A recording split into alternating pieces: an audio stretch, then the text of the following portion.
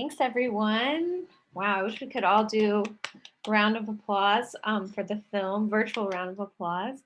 So thank you all. I hope everyone is still here. I want to introduce our filmmakers, Zach and Emily.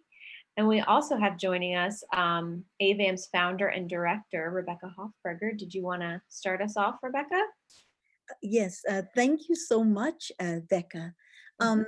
Zach, and I really think that I want to use my time so that the people who took part in this today or tonight could take advantage of being able to speak directly with you. But I want to share one story.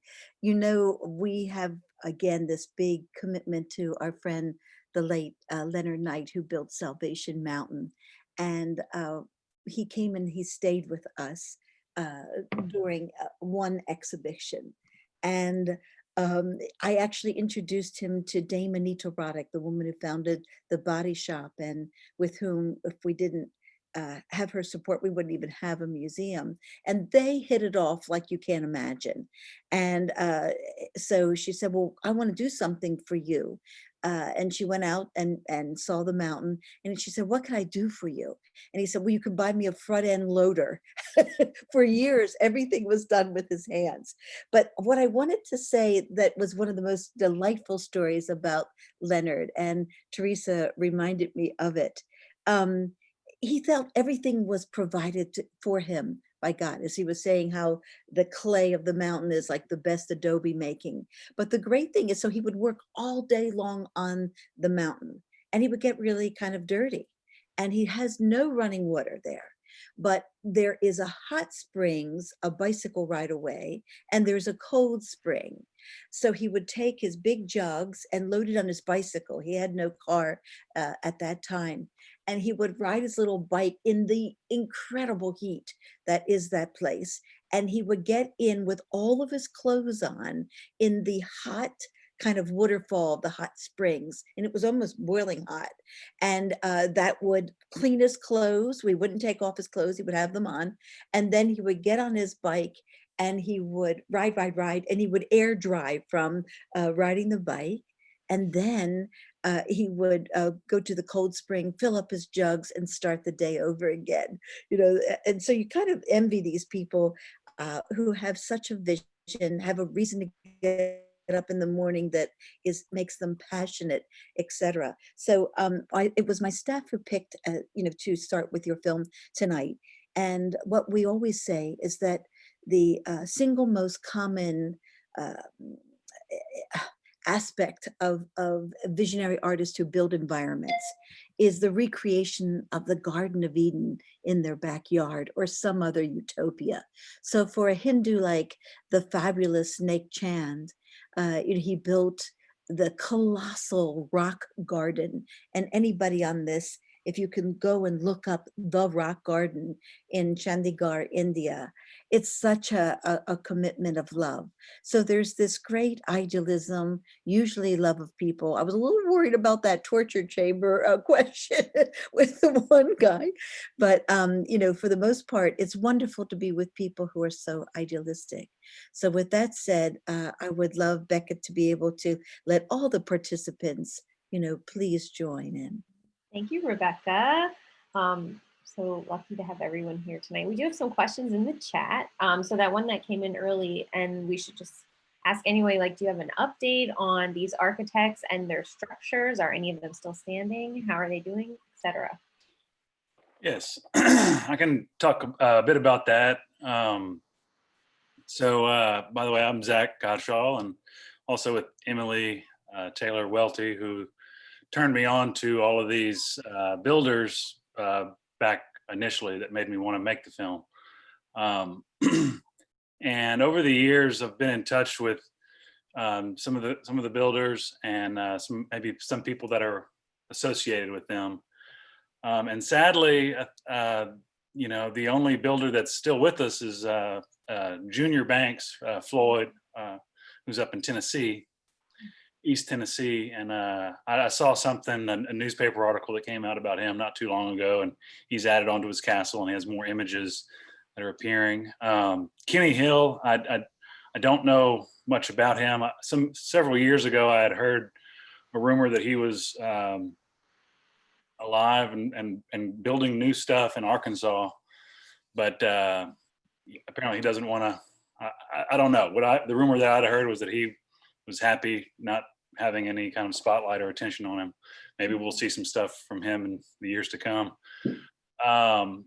And sadly, Shelby Ravelette in Arkansas passed away recently. Just out of the blue, he got sick and we lost him. And I've been in touch with his partner, Karen, who may have joined us here tonight. And so she's looking after the castle there, and they have a guest room where you can stay in the castle and kind of get the castle experience up there in the Ozarks. And if you want to go hiking on the trails, you can go to that cave. And then also, I know with us, I was noticing in the chat is Susie Altman, who is spearheading the restoration effort of Margaret's Grocery in Vicksburg, which I haven't been to in a while, but several years ago I visited that area and it was not in great shape. But I know Susie and some people in Vicksburg and the Mississippi Art Foundation. I'm blanking. I think on it's the Mississippi Folk Art Foundation. They have put together a lot of efforts to save the bus. So apparently the bus has been saved, and Susie's got a big fundraising effort going on, and I think I can share a link to that. There's a link to it on my website, but I'll add that in the chat so you can see that link, so you can see what Susie's up to in Mississippi. I think Leonard Knight is probably, his Salvation Mountain is probably the most well kept of all of the sites. And I noticed today I got a Google alert on all these places, and I noticed that Leonard's place is open to the public. So you can, if you're in that Southern California area, or not, go make the trip. It's really worth it. Yep, it's about 2 hours from San Diego, because I've visited there. A few of us have. And it seems like occasionally they have days where they have volunteer days and folks go paint, do some painting on the mountain. Another question that we had come in, a few questions. How did you learn about these artists, and did you have a hard time getting them to trust you and let you film them? You want me to do the early story and then Sure, you can yeah. do the main story? That's good. I'll just say that back when I was studying architecture in graduate school, my cousin Luke introduced me to the Reverend in Vicksburg and also to Junior up in Tennessee. And it just seemed like a really fascinating, two fascinating people that, as you can tell, are just incredible to talk to. And you get drawn in by what they're building, but really like you stay there for the story and the conversation and to talk with them. And I showed some of this stuff to Zach, who is a good friend of mine, and then he just really ran with it and found more folks and made that great film you just saw. It what it is that these builders are all working, in kind of isolation in a way. They're not part of an art community really. They have a vision that's apart and different than anything else that anybody has, and so they work alone primarily. The Reverend had his wife Margaret, and she helped him, and everybody gets helpers along the way. But for the most part, it's a kind of a solitary vision that's sustained over decades sometimes, and they want to share it though. That's like kind of the main thing that I found amongst all of these guys, is that they really do want to share what they've made and share the inspiration behind it and all of that. So they were all eager to tell the story and to for me to bring a camera out there. And so that wasn't really, I didn't have to convince anyone. Well, I guess in Louisiana, the shrimp, the neighbor to Kenny Neal, he was happy because he kind of was like an unofficial docent or something. He kind of looked after the property. Really, Nicholls State University down there in South Louisiana looks after the property. But this guy Julius that lived next door, he would visit with guests and all of that. He was fine to be on camera too. But even though it wasn't his story, he had kind of watched it all grow up. So that wasn't too hard. And really, like, you know, I just wanted to make a movie that would kind of just put this out there and share these stories and share their work and celebrate it. Really, that was the whole point. What's your latest film, or what are you working on now? Is it anything similar? Well, I kind of bounce back and forth between fiction and documentary, and right now I'm working on another documentary. It's a full-length film as well, and it's about a guy who acted in some films of mine, and then he became homeless. And he's a very funny, charming guy. And when he became homeless, he started suffering from some mental health issues, and we made a film kind of about his kind of a life story, in a way, a biography, portrait of his experiences as an actor, his experiences becoming homeless, and his experiences struggling with mental health issues. So it's one of those that you might laugh, you might cry, that kind of thing. So I'm working on that now, hopefully finish by the end of the year.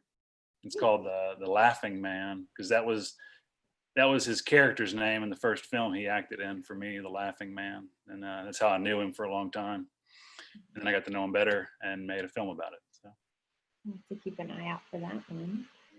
We had another question. At the end of your film, there's just like this very powerful song that the ABAM staff has been very into.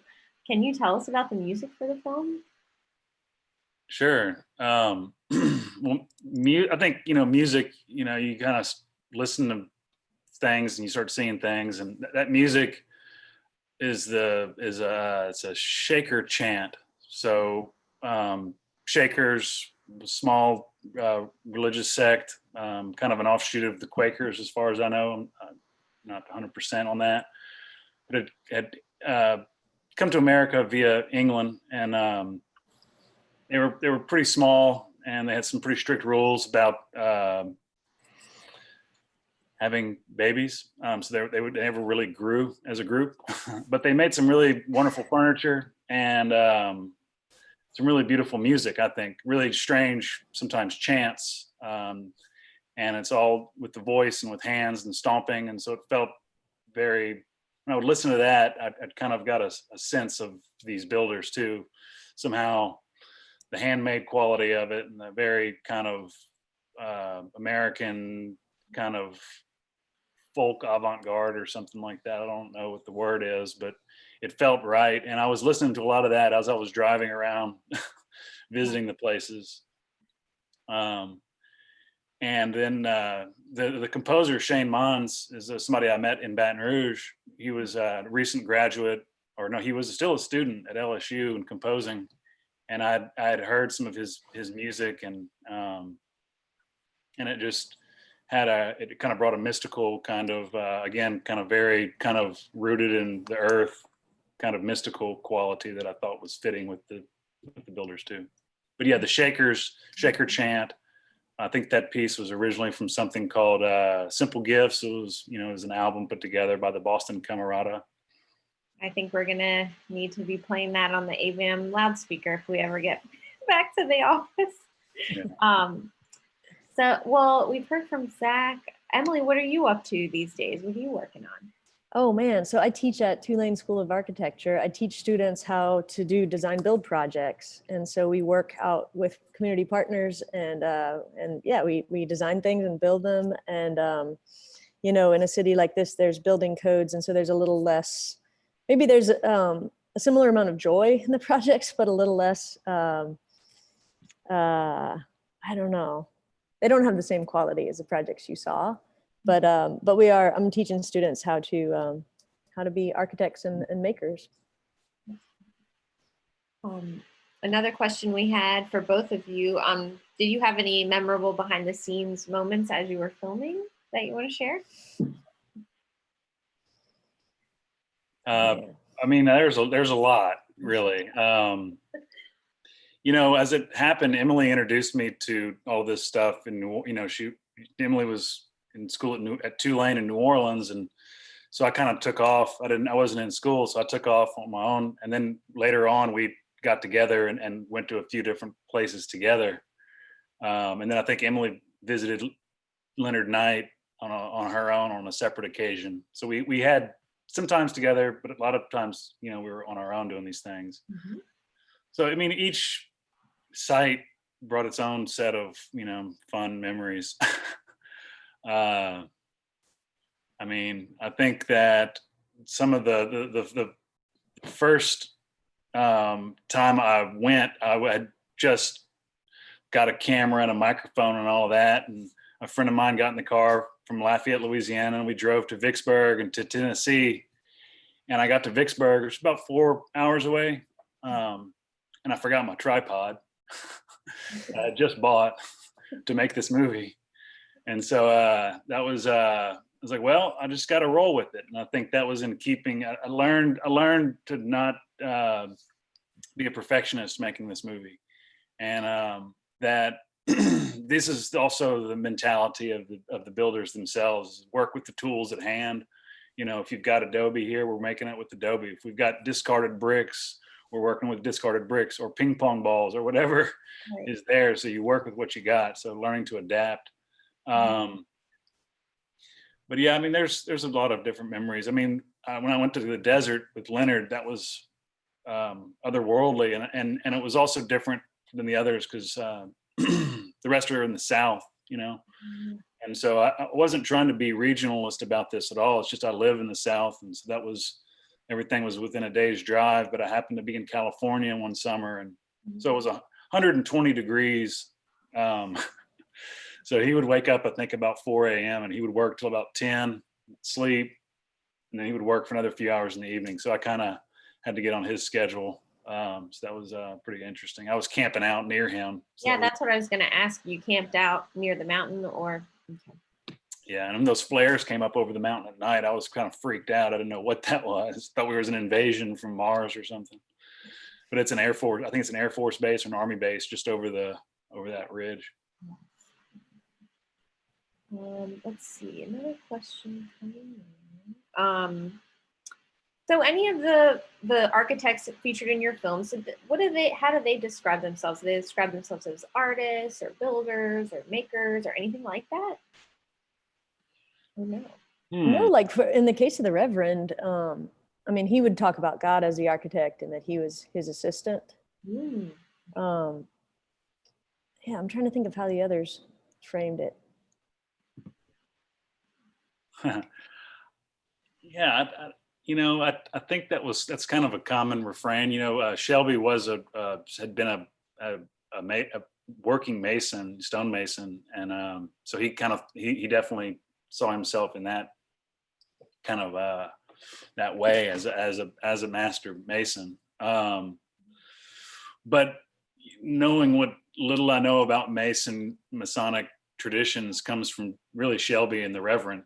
So I'm not a student on that so much, but it is this kind of lineage that does eventually point back to the divine architect. And so if you're a Mason working with stones here on planet Earth, you in a way are trying to mimic the divine architecture, which maybe is revealed through a vision or revealed through careful study of the Bible or nature. I don't know. That gets into other realms. But I think that was kind of the general trend. Leonard, I think, saw himself as I mean, maybe, I don't know if Rebecca, if you have a sense of that, but he kind of saw himself as just experiencing something. I think he was didn't know what he was doing in a way. Like he knew he was praising God, but I don't know if he knew. And he definitely was really good with Adobe, and all of the building that he did was great. But Right. I don't know if he thought of himself with a title or anything like that. Yeah, what was really interesting is that we had him at the museum, and a group of young yeshiva boys came, Orthodox Jewish boys, and I was like, oh my gosh, I hope he doesn't preach to them or something. And he absolutely didn't. And what was so cool was they wanted to go up into his bus and jump off the back onto the floor of the Love Barn. And he like held their hands and helped them do it. I mean, he was just, he never preached other than from his point of view. But Salvation Mountain is in, it was featured in a film from Germany, etc. He was very respectful of people who were not Christians at all. He just loved people. And that was, very authentic on his part. Thank you, Rebecca. Everyone, I think we are out of time. Thank you so much to Zach and Emily for allowing us to present your film and for your time and sharing your insights with us and our AVAM fans around the country. And so for all of you who joined us tonight for our first virtual movie night, thank you so much for your support, and we hope you stay safe. And a few things I want to mention, there is a survey that's going to pop up. We would love for you to take our survey. And I also just wanted to direct you to Zach's website. Zach, can you just tell us your website again? Oh, sure. It's and the reason to go there is to check out the trailers and all the other for all the other films. But also, I've got a mailing list, which I'm getting going this year, and you can sign up for that. And I'll give you updates on God's Architects and other films that might be coming out somewhere. And my website is my name, zachgodshaw.com. So I'll just add it in the chat. And if you go, please do sign up for the mailing list. That would be great, and then we can stay in touch. And Emily, do you have a website you want to type in the chat? Oh, sure, I can. Collectivo. Yeah, so I have a firm, architecture firm in New Orleans, and that's our site. And you can find my contact information there. Yeah. It was so nice to be with you all, and thanks for dialing in. And love that y'all exist as a museum and are doing all this great programming. We're just plugging along here. We hope everyone can come see us in person real soon when we reopen. But thank you, thank you all everyone. so much. This was really awesome. This was a great crowd. It's fun to watch this with 170 something people virtually. So thanks for coming. Thanks for hosting. Stay in touch. You can send questions if you have them and they didn't get answered. So I'll do my best to reply. All right. Thanks, everyone. Have a great night. All right. Thank you all. Bye.